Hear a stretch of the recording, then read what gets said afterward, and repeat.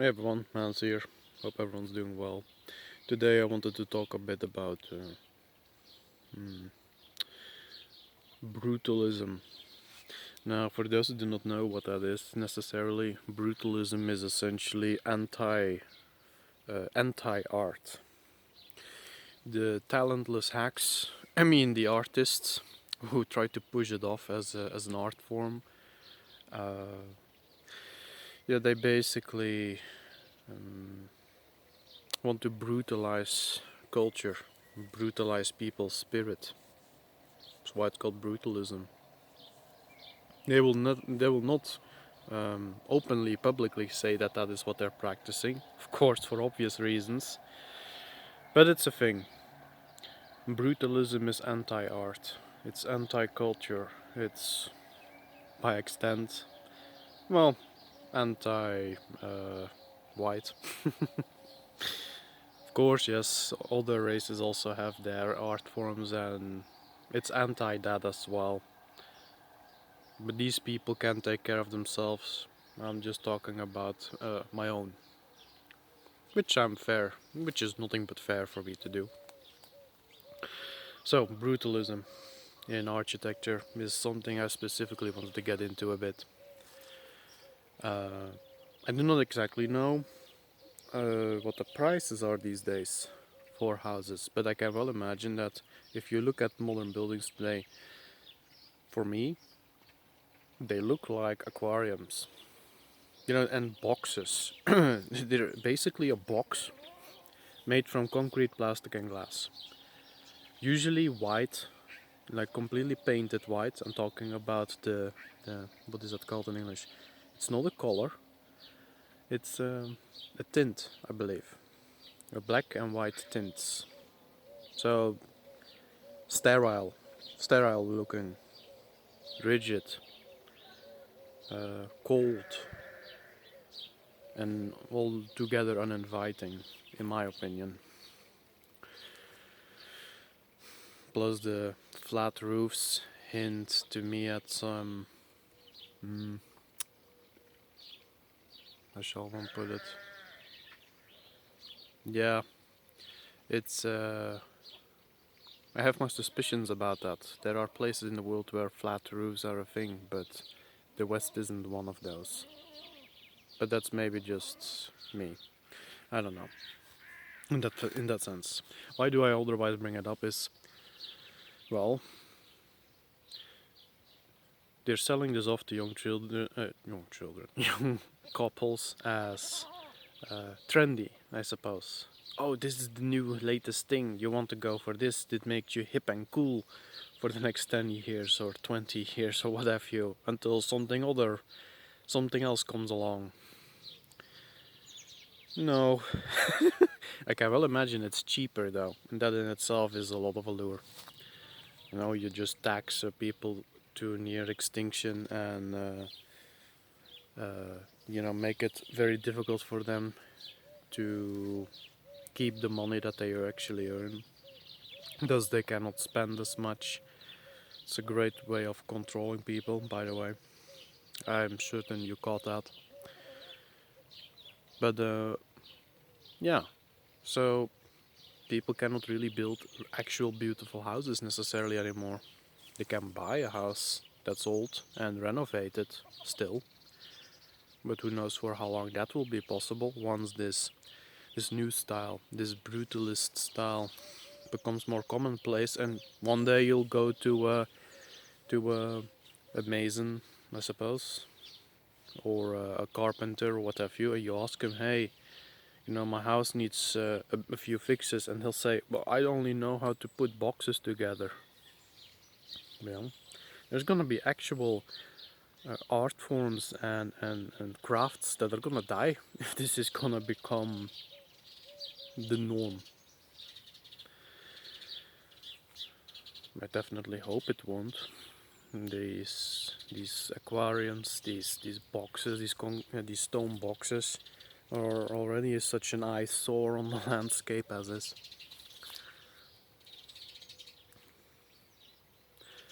But the real sad part, I suppose, is just it's the death of culture.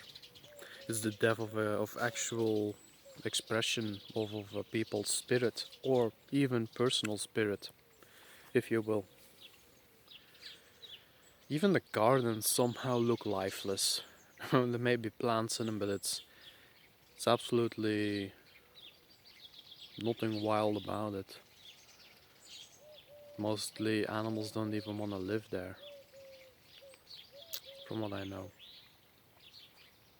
Maybe the desperate ones that can't find anything else. So yeah, short one. It's uh, it's been on my mind for a while. Do I have an alternative for that? Well, suppose I can say to people, if you're gonna get a house, or if you have one, make it beautiful. Counter the brutalism that takes place. This anti-art, this anti-culture, this anti-white nonsense. If you please.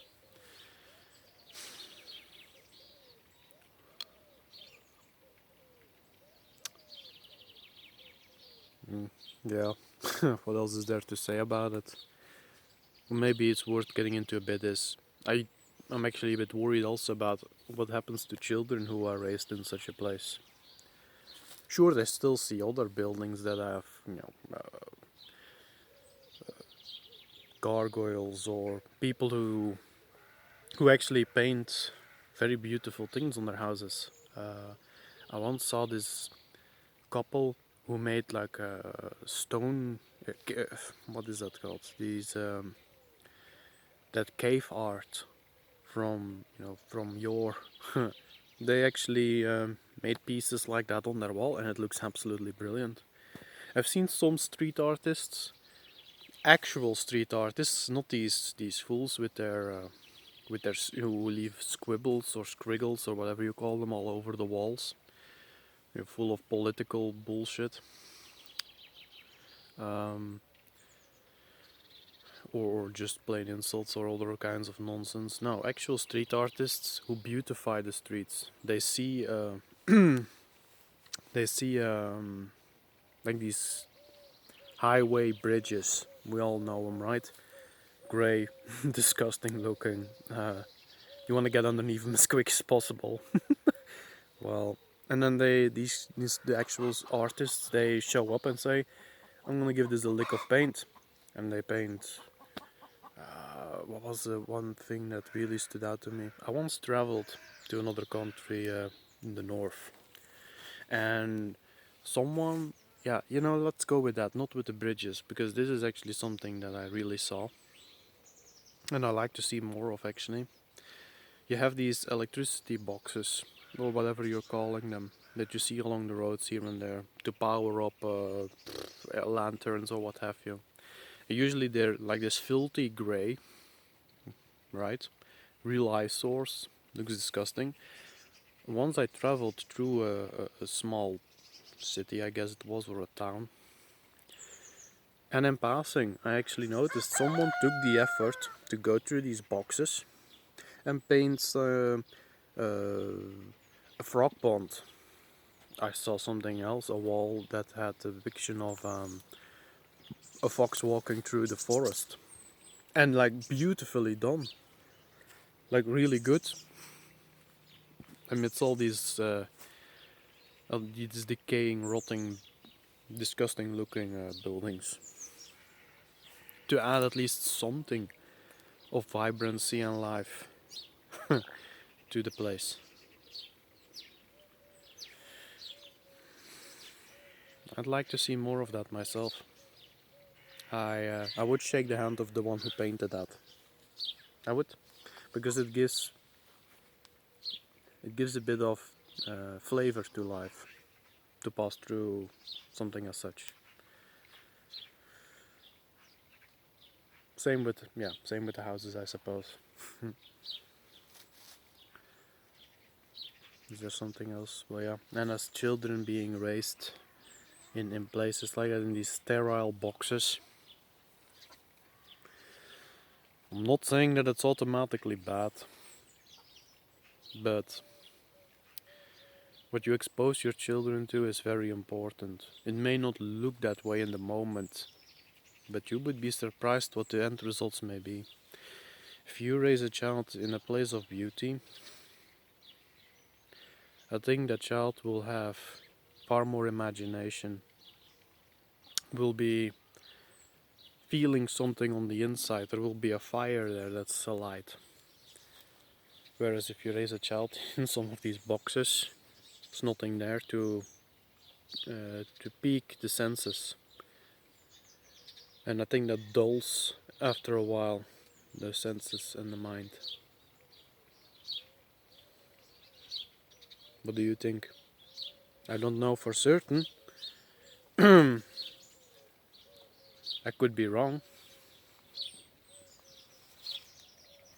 I kinda hope I'm wrong. But I sincerely doubt it.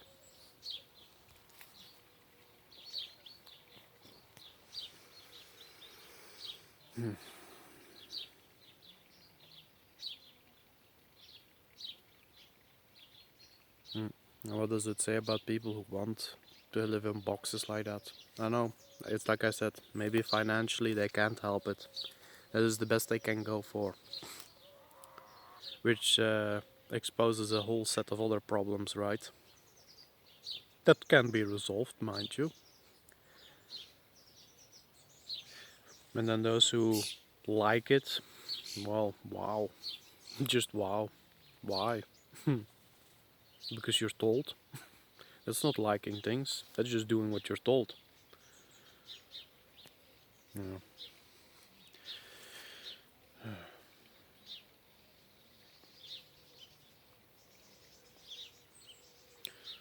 Ooh, maybe I should end it like this. You know what kind of art style, architecture that I really appreciate, for example?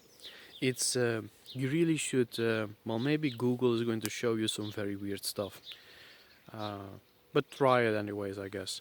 These old German cottage houses are absolutely brilliant to watch. Very beautiful. Now, personally, it's also because they're made from woods.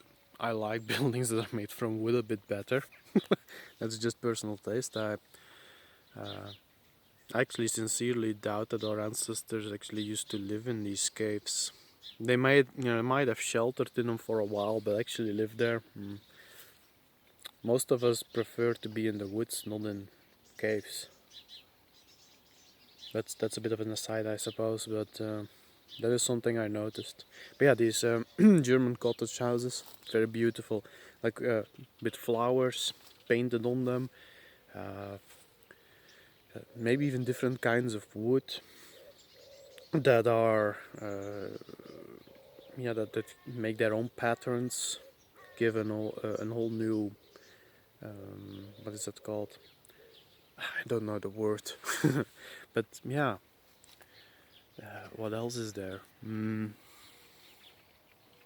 There is these Icelandic buildings that are Icelandic houses that are also very interesting. It's what the grass roofs, and the Swedish also have a very interesting style that the Swedes themselves probably also do not realize is pretty unique, at least in my opinion. It is. And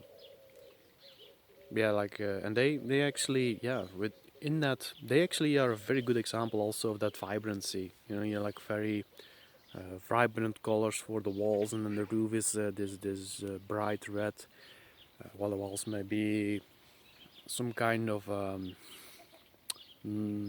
sun, I don't know, sunny orange or what have you. And what else is there? Well, I suppose castles. I like looking at castles and palaces. That's a bit beyond everyone's budget, I suppose.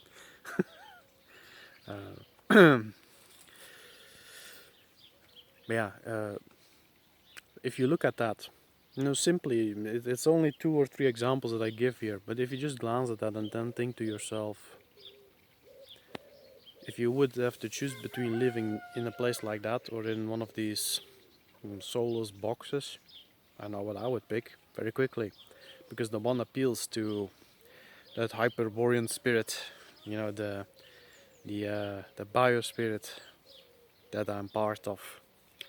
Um, the other seems to more so be there to stamp it out, as if how would you describe that? There's just so many ways actually. That the soul or the mm,